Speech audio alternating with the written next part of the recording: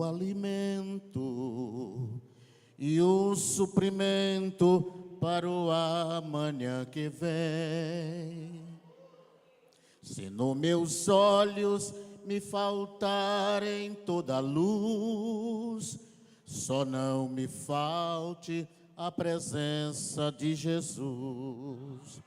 Sua presença é a razão da minha fé. Sua presença me conduz onde estiver. Sua presença é a razão da minha fé. Sua presença me conduz onde estiver. Me falte o vento, o mar e o sol. Onde estiver, sei que não vou me abalar.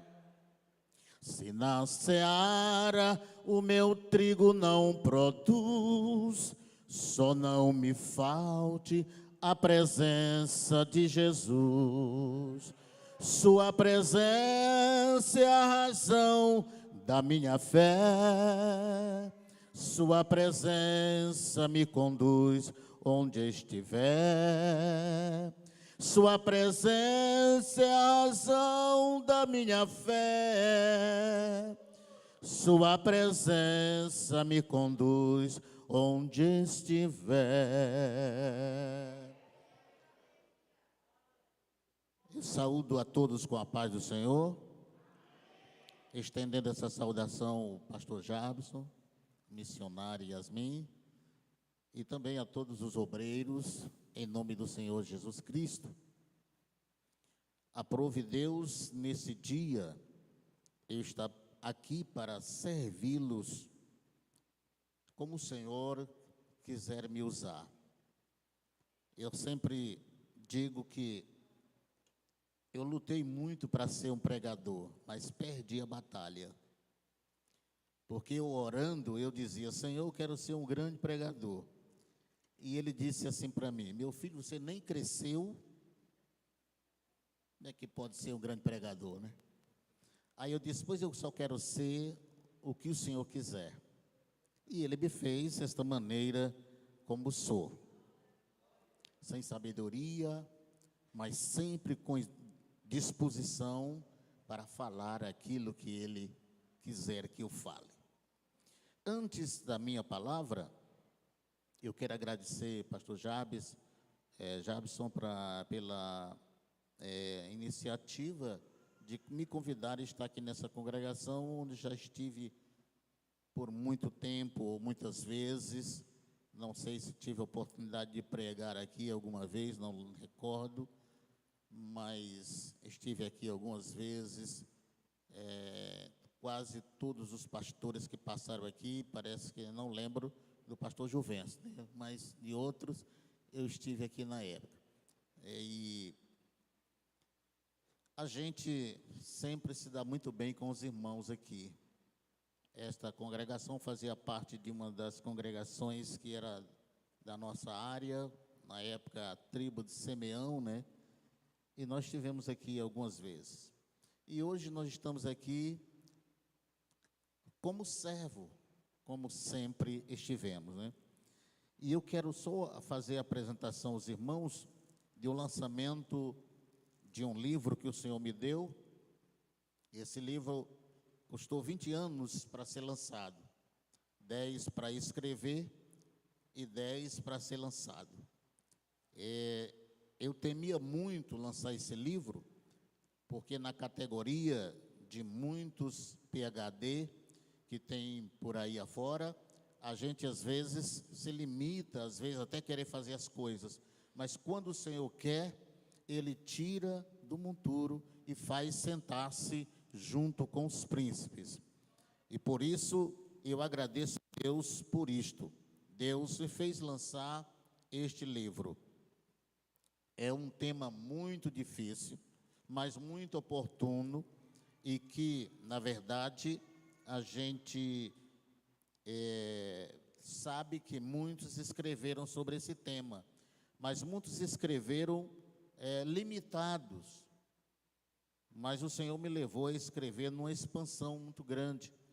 E alguns até questionaram o título do livro, e eu coloquei o título assim: O dízimo, suas raízes e seus exemplos, de Gênesis a Apocalipse.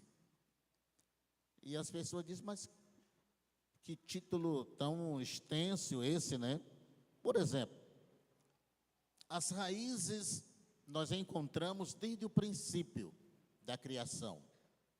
Por exemplo, não é difícil você encontrar uma das raízes lá no Éden.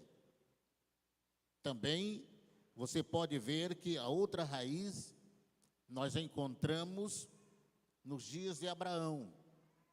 Abraão, uma delas. Nós podemos encontrar outras raízes desse livro, até mesmo antes de Abraão. A gente encontra raízes de dízimo, não bíblico, né? Mas encontra em muitas situações. Então, esse livro, nós temos algumas coisas que as pessoas podem ficar curiosas para saber. Por exemplo, pode ter vestígio do dízimo no Éden. Por exemplo, por que Abraão pagou o dízimo para Melquisedeque? Qual seria, assim, o motivo? O que levou ele a fazer isso? Pode ser uma ideia. A outra coisa é, você sabe que Jacó, ele prometeu dar o dízimo em tudo se Deus o abençoasse, né? E nós encontramos na Bíblia onde foi que Jacó entregou o dízimo, para quem entregou? Eu até agora não encontrei. Mas a gente dá uma ideia nesse livro para quem Jacó entregou. Alguns podem questionar, mas a Bíblia não diz. Mas a gente sabe que as coisas nem sempre vêm às claras do primeiro momento. Elas vêm obscuras e depois é que vêm às claras. A outra coisa é, o dízimo era só no tempo da lei ou também na nova aliança? E para terminar, a gente pode dizer, e por que o livro é o dízimo no Apocalipse? No Apocalipse é porque existe uma questão de dizer que os 144 mil são as primícias de Deus. E a gente sabe que o dízimo, ele iniciou no princípio não com esse nome, dízimo, porque dízimo a gente já sabe que é 10%. Mas o dízimo iniciou como oferta, primícias, e por isso que eu incluí essa forma de primícias. E eu descobri que a primícia não é os 144 mil, mas a primícia é a igreja. Porque quando os 144 mil chegarem lá, se eles chegarem, a igreja já está lá na presença de Deus. E ela será colhida. Olha, dízimo se paga da colheita. Quando você colhe o dinheiro através do trabalho, quando você colhe o dinheiro através da lavoura, então o dízimo fala de colheita também. Então, a Bíblia diz que os anjos vêm e faz a colheita. E nós estaremos na presença de Deus, apresentado como primícias do Senhor. Amém? Está à disposição dos irmãos. Se os irmãos quiserem me ajudar a carregar essa cruz, depois do culto, os irmãos podem me ajudar comprando, né? É um valor que alguém pode dizer assim, mas o valor é muito alto. Irmãos, a gente sabe que alguém faz um rabisco por aí, e eu acho que já chegou deles a custar R$1 milhão. E a gente pergunta, por quê? Não sei, ele fez aí, da mente dele ele fez.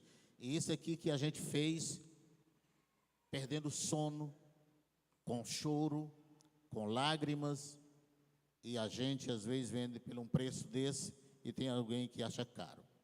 Mas é assim mesmo, Deus continue nos abençoando. Eu quero convidar os irmãos, eu também quero parabenizar o pastor Jabson por me dar um tempo suficiente.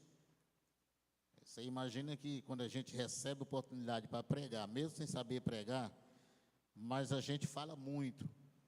E às vezes a gente atropela o tempo. E eu não gostaria de fazer isso. Eu gostaria de realmente estar dentro do tempo e terminar dentro do tempo. Eu gostaria que os irmãos abrissem suas Bíblias na carta aos Hebreus.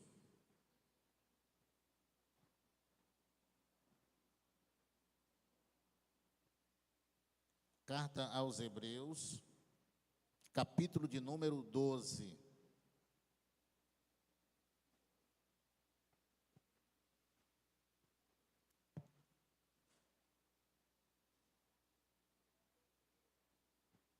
Quem encontrou a carta aos Hebreus, diga amém. Quem encontrou o capítulo 12, diga amém. Glória a Jesus. Pastor Javes disse que eu podia pregar a mensagem que Deus me orientasse. Então nós vamos falar sobre este assunto, que não é muito fácil, mas o Espírito Santo quem dá a palavra, né?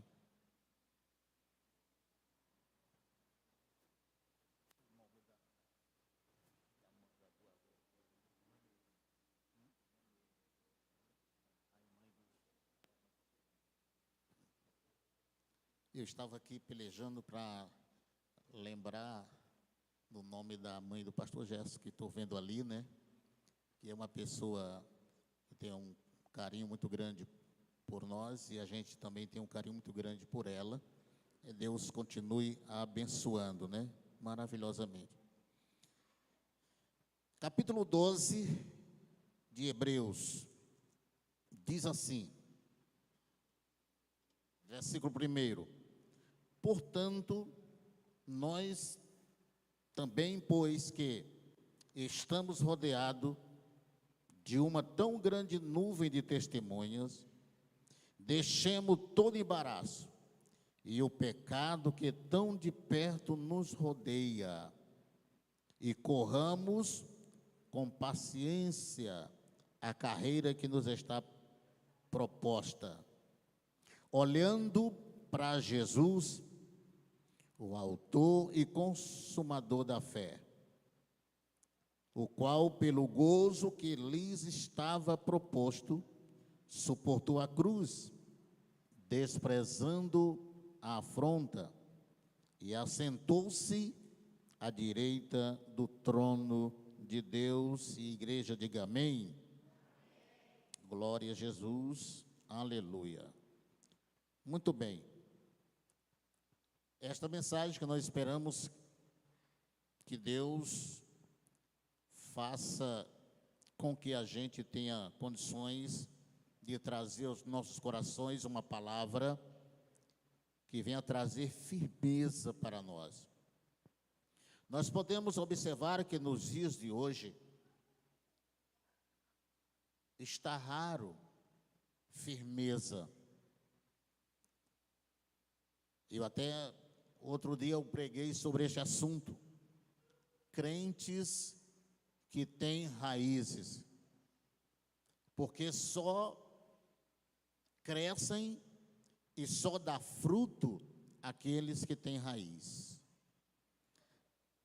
E a raiz é coisa importantíssima para as árvores, como também para cada crente que se firma. Tem raízes, tem como se sustentar. Então, a carta aos Hebreus, nós não sabemos quem escreveu. A única coisa que a gente sabe é que foi o Espírito Santo quem ditou a carta. Alguns dizem que foi Paulo, outros dizem que foi Apolo, nós não sabemos. Mas uma coisa nós temos certeza: Deus instruiu alguém para escrever. E essa carta ela vem num momento de tribulação, de problemas, de perseguição entre o povo judeu. Por isso que ela é traz esse nome, carta aos hebreus, porque os hebreus eram povo judeu. Então, nós entendemos que essa carta, ela vem trazendo a sua trajetória desde o primeiro capítulo, o qual tem 13 capítulos, essa carta, e ela vem falando da firmeza da fé. Então, quando chega do capítulo 10 para o capítulo de número 11, e o escritor vem fazendo um preparo para dar alento, fortaleza e segurança aos crentes que viviam em perseguição. Os crentes que estavam passando por momentos difíceis. E aí nós temos como exemplo nessa carta, o maior exemplo dessa carta para a nossa vista é justamente o capítulo 11. O capítulo 11 vai trazer no seu rol o nome dos fiéis, dos heróis da fé, aqueles que, mesmo enfrentando problemas de que hoje nós não queremos enfrentar, nós não queremos enfrentar nem os pinguins, algumas coisas, alguns tititi, algumas conversas que alguém diz da gente. A gente quer logo ir lá e saber quem falou, por que falou e qual o objetivo de ter falado. Eles não importavam-se com isto. Eles queriam saber que estava dentro do centro da vontade de Deus e fazendo aquilo que Deus estava ordenando. Aleluia, louvado seja o nome do Senhor. Na lista estão alguns nomes, como o nome de Abel, Enoque, Noé, Abraão, Sara, Jacó, José, Moisés, Rabi, Gideão, Baraque, Sansão, Jefté e Davi. Está esses nomes. E eu procurei esses nomes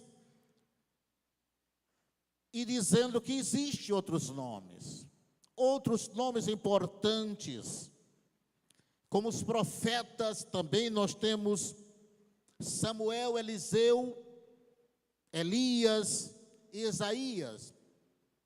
Foram os considerados os maiores profetas da Bíblia, não querendo diminuir os outros pelo o seu ato ou pelo seu tempo de escrever, porque às vezes existem alguns profetas que nem deixaram os seus escritos. Às vezes tem mensagem que nem deixou o nome do profeta. Às vezes o profeta foi anônimo, mas foi um grande profeta de Deus. Então esses profetas e essas pessoas que estão aqui, eles sofreram perseguições, problemas, mas eles não desistiram da fé. Eles não desistiram da fé. Inclusive, o profeta Isaías, não diz a Bíblia, ou a Bíblia não diz que ele foi cerrado no meio, mas alguns escritores dizem que foi Isaías, porque no capítulo em que nós estamos falando, capítulo 11, diz, e alguns foram cerrados no meio. Então acha alguém que pela história foi justamente Isaías. Meus amados, nós temos esse tema, como diz um dos versículos, nós temos que correr. E correr como? Correr desesperados, correr com esperança, correr com objetivo. Nós temos que escolher como correr. Ou correr sem direção,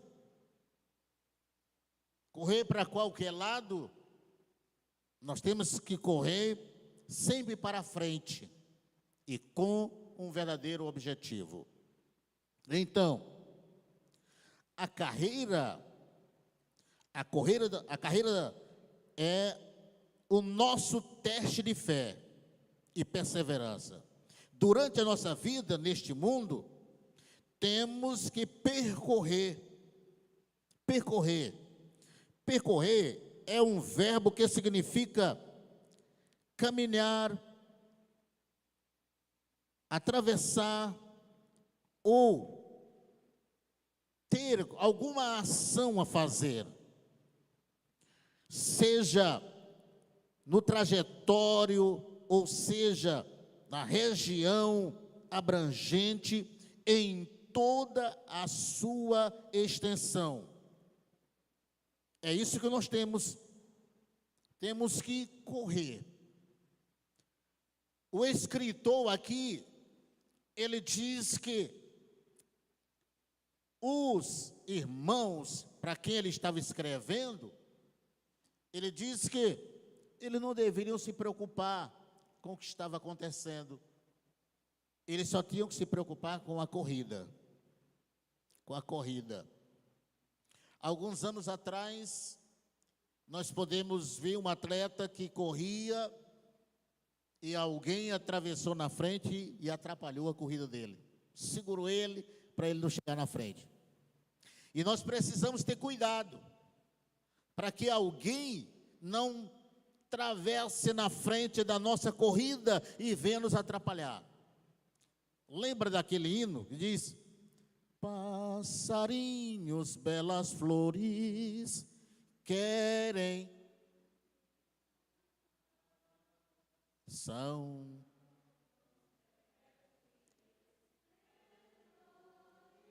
mas contemplo meu lar. Alguém acha que esse hino é para cantar só em dia de velório. Mas nenhum hino foi lançado para cantar em dia de velório. Se canta porque é a trajetória mesmo de nós cantarmos alegre, porque sabemos que quem passou para o Senhor, ele não perdeu a batalha, ele foi um herói que chegou lá em cima, nas alturas, nas mãos do Senhor nosso Deus. Esse hino está falando da vitória, de quem não fica olhando nem para um lado e nem para o outro. Primeiro, nós temos que correr a corrida da fé. Segundo, para termos uma corrida de sucesso. Para termos uma corrida de sucesso, primeiro, temos que saber que existe embaraços. Eu lembro, às vezes algumas coisas a gente vai pregando, não está nem na intenção de falar, mas eu vou falar uma coisa aqui, que só os irmãos mais antigos sabem disso. A gente caminhou no interior muito tempo, e pelas veredas que a gente ia, alguém que era maldoso, e por aquelas veredas existia muita malvas, não sei se os irmãos, alguns entendem isso, né? E alguém que ia na frente amarrava as malvas. Irmãos, malva, até para arrancar é difícil. Mas quando você ia até caminhando, os pés tocavam nas malvas, você caía, porque elas estavam amarradas. Imagino quem ia correndo. Mas era necessário que a gente que ia correndo entendesse que existe alguém maldoso e que poderia ter amarrado as malvas no nosso caminho, e a gente poderia cair, quebrar um braço, quebrar uma perna. Então era necessário ter cuidado. Existe embaraço. E o que são embaraços? Embaraços são as contradições dos pecadores. Do versículo 1, a parte B, são as contradições. A nossa fé, ela é um presente importante. A promessa de Deus para nós, que é a vida eterna, É um presente importante, mas alguém quer atrapalhar. A palavra do Senhor diz: guarda o que tens para que ninguém tome a tua coroa. Isso é importantíssimo. Guarda o que tens para que ninguém tome a tua coroa.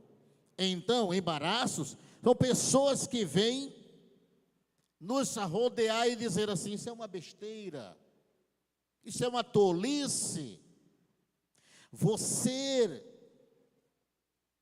que não é tão idoso, você que é jovem, você poderia estar se divertindo em outros lugares, você poderia ter uma vida melhor, mas você fica nesse negócio de crente, você fica nesse negócio de religião. Religião não salva, e eu afirmo, não salva, mas todo salvo tem que ter uma religião. Louvado seja o nome do Senhor.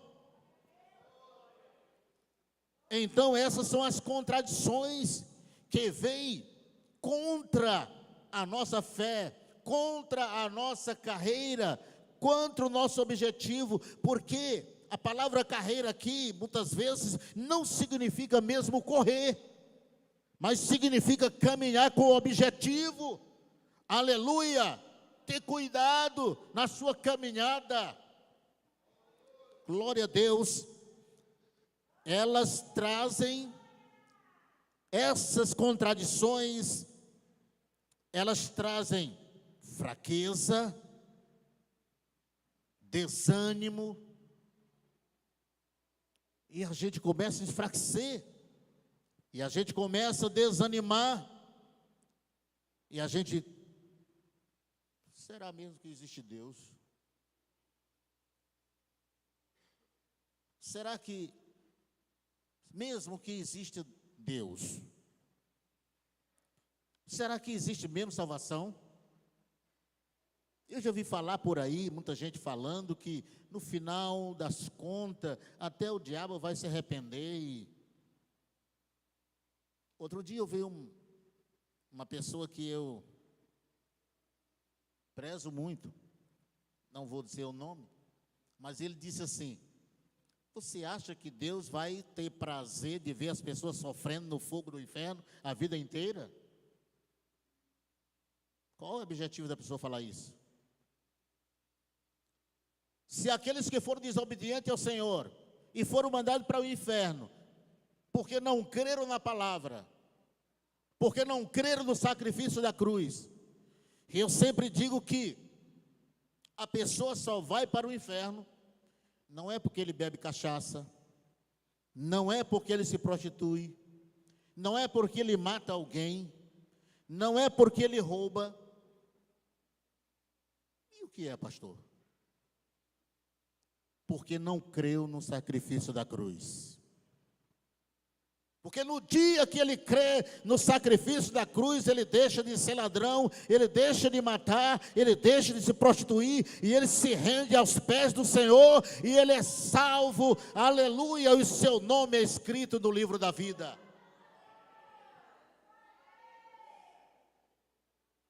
O maior vitupério que alguém pode fazer com o meu Jesus, com o nosso Jesus, é ignorar o sacrifício da cruz. A ira de Deus se levanta contra alguém que não crê no sacrifício da cruz. Porque o Filho de Deus, ele deixou o trono de glória, desceu da glória, ele veio essa baixa terra para sofrer por mim, para sofrer por você. Ele é tudo para nós. Ele nos deu a vida, Ele nos sustenta com o pão de cada dia, com a água que bebemos, Ele sustenta-nos com o fôlego de vida, e Ele deu a sua vida por nós, desceu a essa baixa terra e morreu morte de cruz. E ninguém crê na palavra.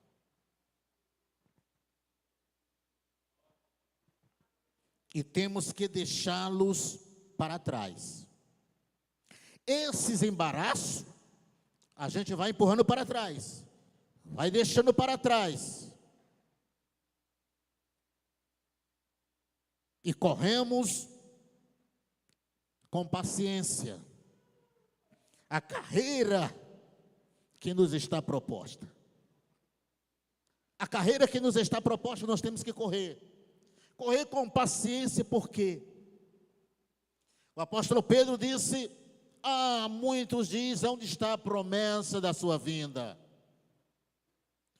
Porque desde que os nossos pais existiram, eles já falavam nisso. Mas ele diz: mas ficai atento, porque o que há de vir virá e não tardará. Aleluia, aleluia. Meus amados irmãos, para a gente se desviar deste caminho e para a gente acabar com essa carreira, é só no estalo de dedo.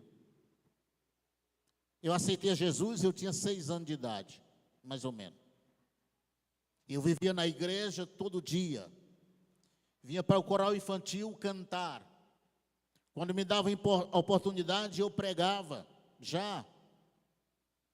Se eu não sabia dizer muitas coisas, eu dizia: Jesus é bom. Porque no nosso tempo, naquela época, nos anos 60, a maior pregação é dizer: eu sou salvo. Aceitei a Jesus, porque Jesus salva, cura e batiza com o Espírito Santo. Essa era a maior pregação daquela época. Hoje, com a teologia, que eu não sou contra, e com muitas coisas, às vezes, qualquer pregador que tem alguma palavra boa, às vezes fica para trás, porque outros vão à frente. Mas eu estava cantando no coral da igreja já. E pelo um princípio que eu não mereci, eu fui disciplinado. E eu fiquei tão revoltado, porque eu não queria sair da igreja. Naquela época, a disciplina era como se fosse uma exclusão da igreja. E eu fiquei revoltado. Eu não queria sair do coral, no interior. A melhor coisa que tinha no interior, irmãos, era quando a gente fazia movimento com os jovens, assim, Natal. Hoje não tem mais Natal nas igrejas, mas naquela época a gente fazia comédias de Natal, era uma coisa interessante, chamava a atenção da gente, a gente se firmava bem na igreja. Eu fui disciplinado sem merecer. Não vou entrar em detalhes porque o tempo...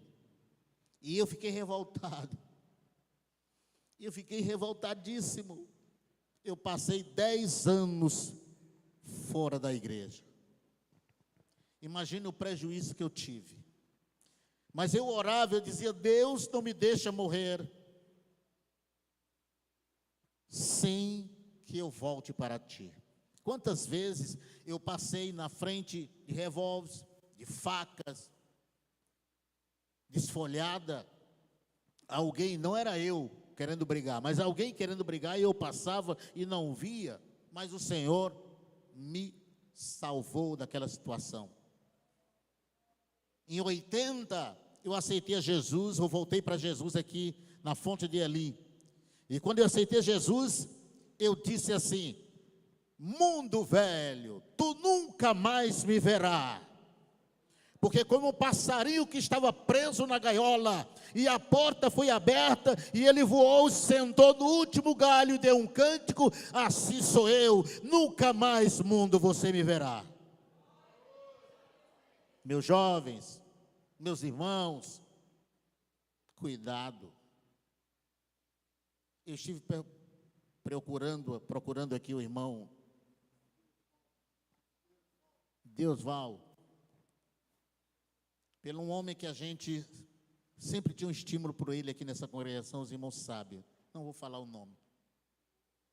E toda vez que eu vejo aquele homem, a minha alma chora. Mas eu sei que o Senhor vai trazer de volta. Eu sei que o Senhor vai trazer de volta. O Senhor ainda não se esqueceu. E a gente poderia dizer assim: não, essa pessoa aí nunca.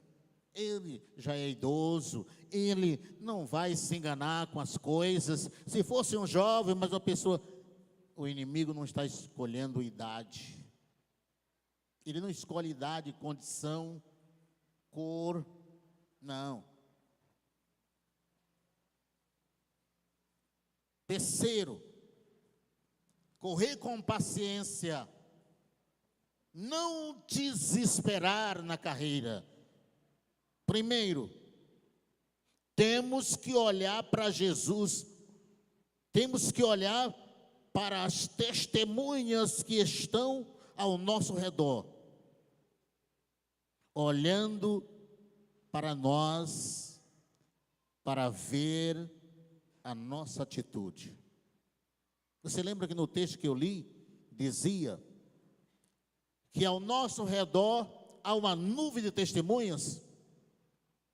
Eu não sei em que circunstâncias está escrito isso aqui, se eles estão vendo ou se eles estão servindo de exemplo. E mais isto, como testemunha, eles estão como exemplos. Eu me desviei porque o irmão Raimundo falou mal de mim, porque a irmã Antônia falou isso comigo, porque a irmã Maria falou isso, porque eu acho que o pastor, ele está assim, olhando diferente para mim. Que coisa, irmão, que coisa. Eu sempre falei assim, quando alguém diz, você sabe o que estão falando de você? E eu digo, nem quero saber. Nem quero saber, porque eu tenho uma carreira a correr. E foi um tempo em que eu pensava em algumas coisas, e o Espírito Santo me falou assim, às vezes eu peco contra Deus, porque às vezes eu digo, Senhor, o Senhor nunca falou comigo. Aí um dia Deus diz assim, quantas vezes eu já falei contigo, rapaz? Eu já disse tantas vezes contigo. A primeira vez que Deus falou comigo foi quando eu vinha subindo naquela JK, numa bicicleta. E quem sabe meu pensamento ia variando. E o Espírito Santo falou comigo assim, cuidado, porque a escada que tu subiu, os degraus que tu subiu, se tu descer, dificilmente tu subirá de novo. Aquilo foi um alerta para mim. Foi um alerta para mim e eu disse, obrigado Deus. Obrigado Deus. Deus salvou a minha vida. Aleluia. Por isso estou aqui. Por isso estou aqui. Pastor, quando eu jubilei, o pastor diz aqui que está um pastor com 28 anos de ministério, com zero escândalo. Isso é a graça de Deus, não é a graça da gente, não. Não é para a gente se orgulhar, é para dar glória a Deus. Aleluia, louvado seja o nome do Senhor. Olhando para as testemunhas estão olhando para nós dizendo, mas que coisa fraca só é você. Você não sofreu até o sangue. Nós sofremos até o sangue, nós demos o sangue. E nós não tínhamos a visão que vocês tinham. Porque essas testemunhas, irmãos, foram antes de Jesus. E nós estamos depois de Jesus. A nossa vida de evangelho aqui, de cristão, é depois de Cristo. Conhecemos a história de Cristo, não conhecemos o Cristo de olho nu, mas conhecemos o Cristo pela sua história e pelas suas ações. Louvado seja o nome do Senhor. Glória a Deus. Sim, passamos por momentos difíceis, a correção vem, as fraquezas também, mas não devemos ficar inestes. Agora eu vou parar. Pastor Jabson, eu não quero mais a liderança da mocidade. Eu não quero mais a liderança dos obreiros. Eu não quero mais a secretaria. Você sabe que é um dos cargos mais pesados que tem na igreja, é ser secretário. Além da responsabilidade, Por isso que eu sempre opinei por secretarias assim. Porque algumas igrejas que eu andei, quem está na secretaria nem vê quem prega. E às vezes até é difícil para ouvir a palavra pregada. Mas a responsabilidade é grande também. Eu não quero mais o círculo de oração. Por quê, irmã? Não. Uma certa vez a irmã foi falar isso para mim. Aí eu disse assim, irmão, você está lembrado daquele hino, parece 93, que diz assim: pode ser humilde, mas se for para Deus, Ele é contemplado lá dos altos céus, e o esforço feito não será em vão, se tiver de Cristo plena provação. Por Jesus prontamente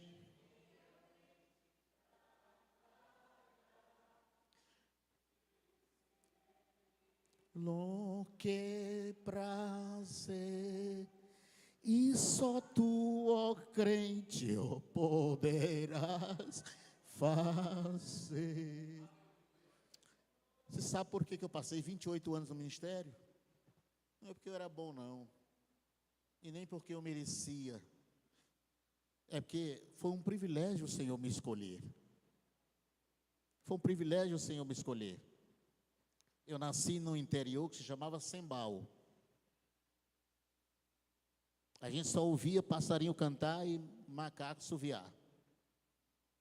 Mas o Senhor já sabia que eu seria pastor em uma das igrejas aqui de Imperatriz. Toda essa história está nesse livro. A minha biografia está aqui. O tanto que sofri, mas o Senhor me deu a vitória.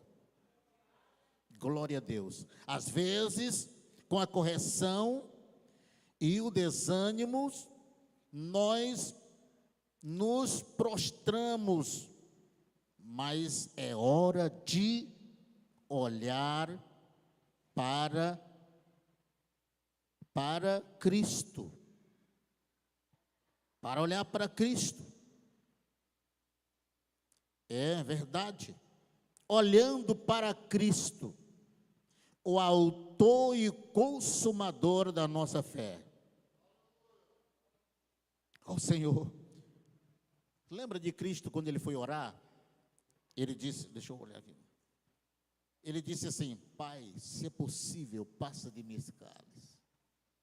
Você acha que isso era uma brincadeira? Jesus estava falando ali de qualquer maneira? Não, ele estava sentindo mesmo o sofrimento. E com as ameaças que os discípulos tiveram, eles glorificaram a Deus por ser dignos de sofrer por Cristo. Nós não queremos sofrer. A gente quer ser aquele crente, sabe?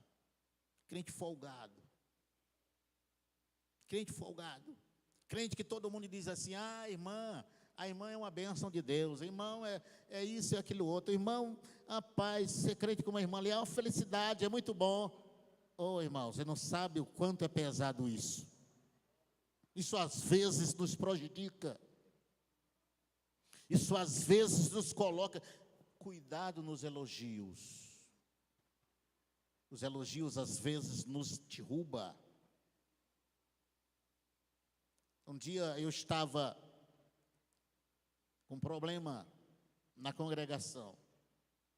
E eu fiz algumas vezes isso. A primeira vez eu deitei debaixo da mesa. E eu disse: Senhor, 3 coisas o Senhor faz comigo. Ou o Senhor tira o meu ministério. O Senhor tira o meu ministério. Ou o Senhor salva a alma nesta igreja. Então o Senhor me mata. Aí Jesus disse assim: como tu quer que vida seja salva? Eu vou poupar a tua. Com 2 meses eu estava com 28, era 24 crentes na classe discipulado. A outra vez eu estava chorando. Às vezes eu faço isso dissimuladamente, sem minha esposa saber. Porque o problema é entre eu e Deus. Às vezes não dá para minha esposa saber. Ela sabe do problema, mas não sabe do que eu estou sentindo. E eu estava deitado no chão. Às vezes eu gosto de fazer isso, deito no chão de bruços. E ali eu começo a chorar e orar. Deus, como que dissesse assim: levanta, rapaz. Deus disse assim: eu vou te fazer florescer como cedro no Líbano. Aleluia.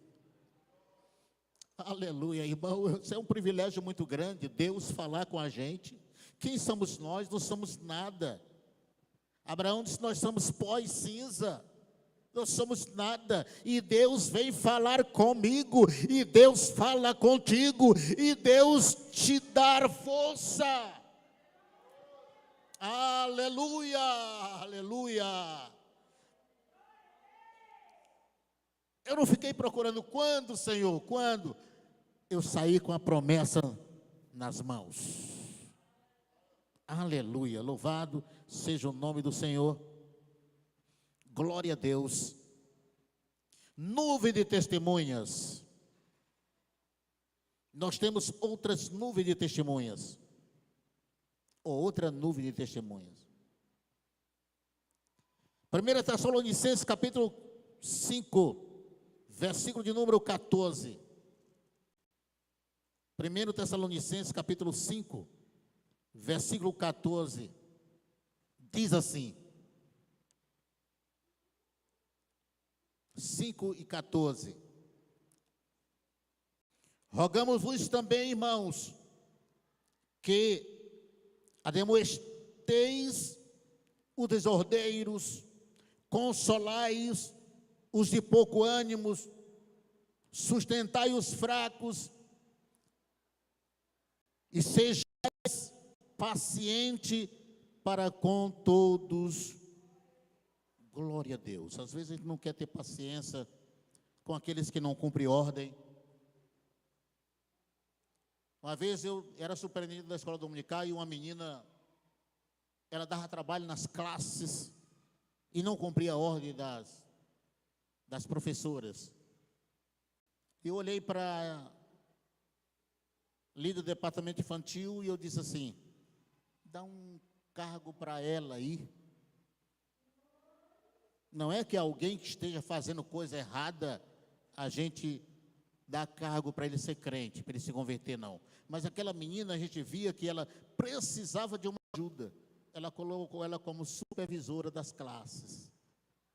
E aquela menina começou a supervisionar as classes e se tornou uma boa aluna da escola bíblica dominical.